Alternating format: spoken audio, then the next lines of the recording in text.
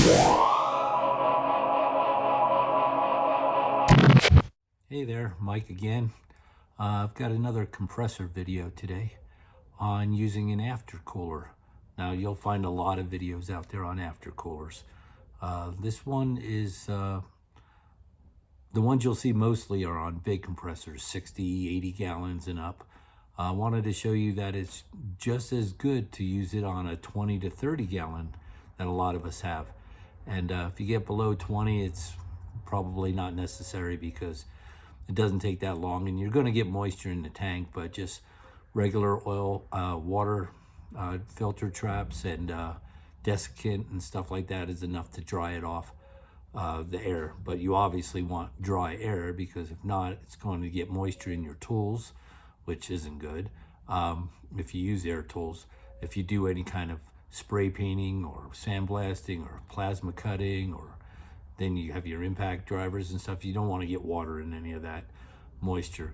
And go over real quick, moisture. I mean, you've got the moisture in the air, so if you live in a really humid place, you're going to have a lot of moisture there. But even if you live in the driest deserts in Arizona, New Mexico, Wyoming, the dry states, when you heat up air, you're going to get a lot of moisture. Don't believe me? Just next time you take a shower, hot shower, look at your mirrors. All they're steamed up. If you want, get a chair, feel the ceiling. It's damp, okay? And then if you compress air even more, you get even more moisture out of the air. So the objective here with an aftercooler is to cool the air before it gets into the tank. And if you can cool the air, it'll condensate. The water will be pulled out of it. And if you put a water trap after the aftercooler and before it gets in your tank, you'll be able to trap out 90+% of all the moisture. And I'll show you in a second. I've just filled up my tank. It's at about 120 psi, and open up the valve on the bottom of the tank to drain. No moisture's coming out of there. And my water trap that I have after the aftercooler, as soon as it doesn't get pressure anymore, it automatically, whatever water was in there, drains to the floor. But the thing is, most of the ones you'll see, a great company for aftercoolers is to just use like transmission or oil coolers. Durale, or Durale, D-E-R-A-L-E, that's the name. They make great ones. The ones you'll see mostly are either the model 15300 or 13300. The only difference is 15300 has 8 AN connectors on the end, and 13300 has the 6 AN, which is like 3/4 inch. The 8 AN is a 1/2 inch. But for a 20 to 30 gallon tank, I don't think you need to spend that $100, $90 to $100 for that cooler. They make a model 13317, which is the same as the 13300, except instead of having 2 rows, 2 cores, which means 16 rows of tubes going through it to cool it, it's a single one. So it's only 8. And after doing a lot of experimenting, I found that by the time the air was hot going in, by the time it got to the bottom, 8th row and coming out, it was at ambient temperature. So for me, it didn't make any sense. For a 20 to 30 gallon tank, you don't need to spend that 90 to 100. You can spend $50, $55 on the single core version. And other than that, all you'll need is a water trap, to catch that water afterwards, and you probably already have one anyway. So you can get one of those for $20, $30. And then, of course, and I'll show you here in a second, but instead of the hose going from the compressor, the normal tubing straight to the tank, you're going to take that out, and now you're going to go from the compressor to the aftercooler. It'll come through the aftercooler. It'll come out to that water trap. Then another tube or hose from that back to the tank again. And this way you'll get that water down to, get the air down to ambient temperature before it hits the tank. You get the water out, everything's good. A lot of people will go ahead and use compression fittings, and use aluminum or copper tubing from the compressor out to the aftercooler, and then aluminum or copper tubing, compression fittings to your water trap, and then after your water trap back to the tank again. I suck at compression fittings. I mean, no matter how many times I try, and I know how to bend tubing and stuff, but I suck at it. So I'm using hoses. Now, luckily, when it comes out of the aftercooler, it's at ambient temperature, whatever the temperature is, 60, 70 degrees, whatever the air is and the tank is. So regular fuel line, I use 3/8. It works great because it can handle 300 PSI and there's not a high temperature there, so it's not a big deal. I do have on this one that I'll show you, I am using aluminum tubing that goes from the compressor to the aftercooler. But I'm thinking about changing that out. But right now it works. It took me a lot of tries to get it tight enough where there was no leaks or anything. But I found some tubing. It's kind of like vacuum hose air tubing. I found it on Amazon. A 4-foot piece is only about $12. It can handle up to 200 PSI, which is more than enough. And it can handle up to 500 degrees. So I may put that on the top, but for right now, I'm just going to use the aluminum. The biggest thing on this, though, is, especially with the 20 to 30 gallon tanks and stuff like that, you don't need to spend that $100, $95 to $100 on that other coolers, transmission oil coolers like Durali's 15300 or 13300. Will they work? Sure, they'll work. I mean, it's definitely going to cool it down, but the compressor is not that powerful on a 20 to 30 gallon tank. It's still really hot, and I'm going to show you, but it'll cool enough down with just a single core. Now on a 60, 80 gallon where it takes a lot longer and it's running a lot longer, I would definitely go ahead and get the 2-core, the 13300, 15300. But for the 20 to 30 gallon tanks, the 13317, I like that one because it's 3/8. It's called 6AN. And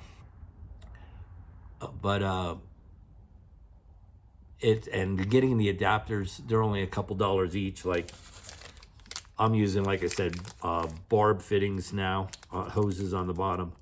But why is it that whenever I'm trying to do a video, I can't open up things and show you guys without wasting a lot of time? Hold on. Trying to show you guys things. But anyway, like this is a 6AN to a barb fitting. So this goes into the aftercooler at the bottom. Then the hose can come out with a barb fitting. And then here, I'm not going to take this one out, but this is a 3/8 to barb. This is what can go on to back into the tank again. And if you want to do that hosing on the top, you would have another pair of these. Obviously for my tube on the top, because it's compression, I have one of these with compression fitting. So getting the connectors, the adapters, that's easy stuff too. So anyway, I'll show you here how I have it plumbed up, and hope this will help. Like I said, I've seen so many of these videos for the big 60, 80 gallon tanks. I've seen people where they're running copper tubing all up and down their walls to cool it down and stuff like that. But this is also really handy for a 20 to 30 gallon tank. And like I said, get the single core, 8-row, and I'll show you the 8 rows. But you can do this whole thing easily under $100. I mean, probably around, with the tubing and everything, about $70, $75 is all it cost me to do this. And like I said, it's dry air. I still have another water catch and desiccant downline, after the compressor, just for added protection, just for any, because there's still going to always be moisture. You'll never be able to get 100% unless you get into $1,000 air coolers and stuff that are refrigeration types, but those aren't necessary. I mean, maybe if I had a paint shop or something where I was painting cars and that was what I was doing for a living, and I had a 100 gallon, 80 gallon or bigger compressor, and I was running it throughout the whole shop and stuff like that, I might invest in something like that, because trust me, if you get water, any kind of moisture in paint, sandblasting, oh my God, that sucks. You get clumps of sand. Even with a little bit of moisture, it gets clumpy.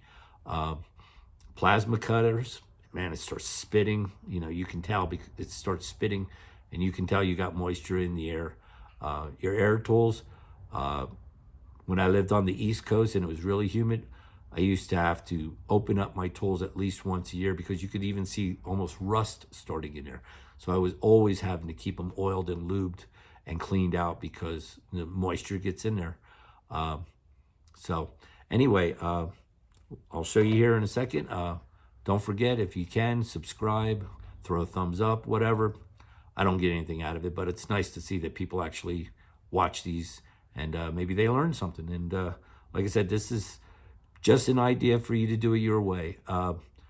I've tried this different methods, homemade methods and stuff, but for the $55 for this Durali 13317, a little bit of hose, some connectors, I mean, and it was probably only about a 30-minute job to totally do it. If you do it with tubing and you have to bend it and use compression fittings, it's going to take a lot longer. But barb fittings for air compressors is not a problem if you're under 200 psi. I mean, it can handle it. It's just some people say, oh, barb fittings they're not a good connection. That's not true. Now, if you're dealing with 400 psi's or something like that, that's a different story. But a normal air compressor, and we're talking this one is mostly for 20 to 30 gallons. You're dealing with 135, 150, 175, max, maybe 200 psi. Nah, barb fittings are fine. The biggest thing is on the hot side. If you're going to use hose, you got to make sure you have the right hose. You don't want to melt it.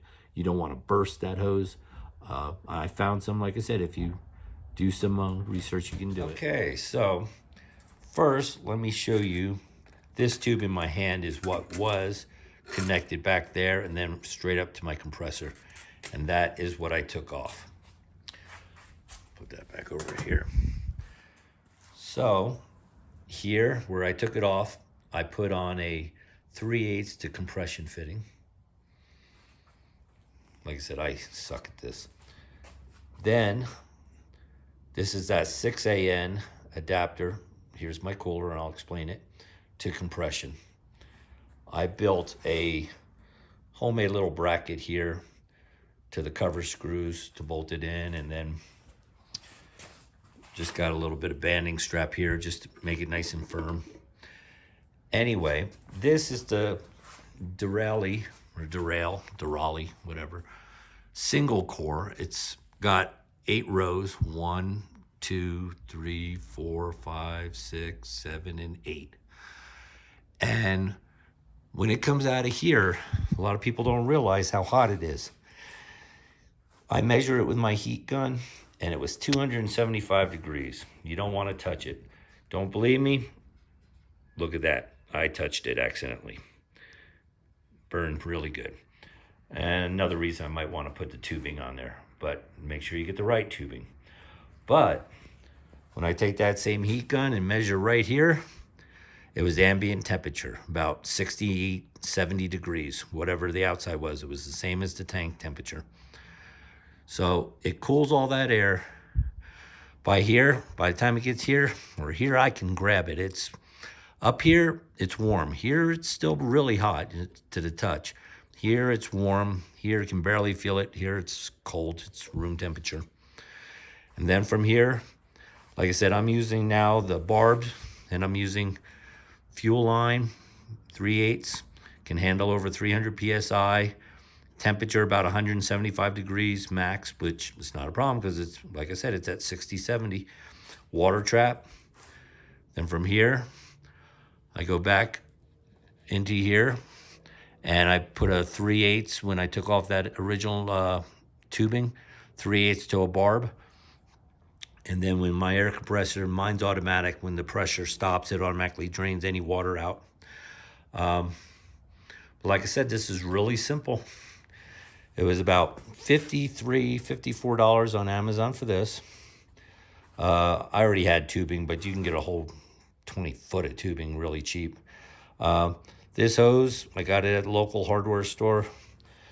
I think it cost, I don't know, $6 or something like that for a 10-foot piece. And I only need about 2 feet here, maybe 2 feet there. I already had an extra one of these, but You know, they're 20, 30 bucks for one of those. And that's all it takes. Now that air gets cool, it drains out of here. Like I said, I just filled this up, 125. My drain, no water, nothing. It's nice and dry. Like I said, this is real simple. And like I said, I do still have where I normally keep it by my hose. You'll see there's still a desiccant and another water trap. That's just for added protection. But I wanted to show you this is not hard to do. And for a 20, 30 gallon tank, a single core is more than enough. It's great. I've tried using smaller ones that only had like 2 rows, you know, like a 2 or a 4. And it was still pretty warm there. And you got to remember, you want to try to get it down to ambient temperature. The 8 was perfect. It was at ambient temperature at the bottom. The others, it was still warmer than the ambient temperature. And if it's warmer, then that means if that air, when it leaves through here and gets to the tank, if it's still warmer than what the tank's ambient pressure temperature is, it's going to condensate more and more water, and water will get inside the tank. If you can cool it down before the water, if you can cool it down before it gets to the water trap, then most of the water is going to go here. Like I said, there will always be a little bit of humidity. You might get it 90, 95% out. There might still be a little bit. That's where those others, my desiccant comes into play. But either way, this doesn't take much.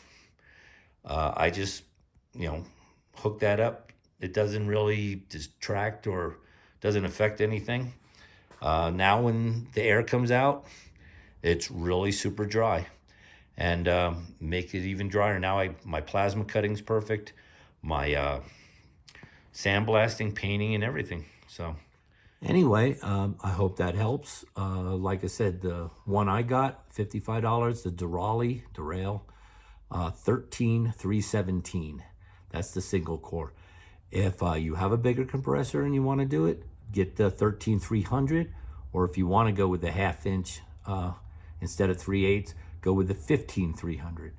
But very inexpensive. Like I said, tubing or hoses, if you do it right with hose, you can have really dry. And then the desiccant, I would say now, I used to, on my little desiccant, because I have 2 desiccants over there, desiccant, another water trap, and then the big desiccant.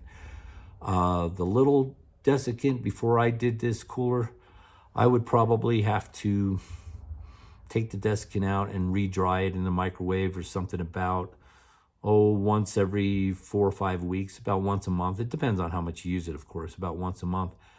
Now, no, it stays blue, for a lot longer. And the big one, I probably won't even take that out for well over a year. But I live in a much drier climate here in Wyoming. If you were living on the East Coast or on any of the coasts where it's really humid, yeah, you'll have to do it, but you won't do it nearly as often to dry it out if you put a cooler on there. So anyway, I hope this helps. Again, subscribe, like, do all that other stuff. I don't get anything out of it other than I like to see that people like watching the videos. Put a comment and stuff, and I have other videos on welders and plasma cutters, on working on my truck, air systems, whatever. So hope it helps. You have yourself a great day. Take care.